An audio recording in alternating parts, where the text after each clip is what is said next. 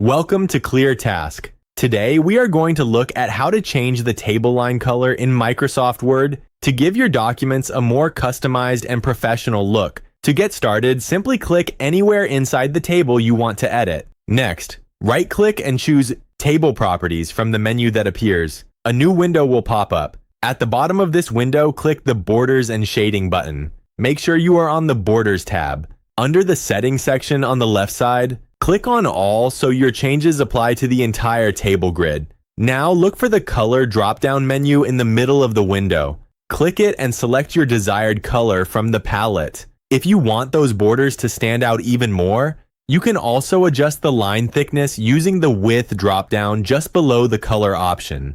Once you are happy with how it looks, click OK on the first window and click OK again on the Table Properties window. And there you have it. Your table border color is updated instantly. If you found this quick guide helpful, please like the video and subscribe to ClearTask for more direct and easy tutorials. Thanks for watching and see you in the next video.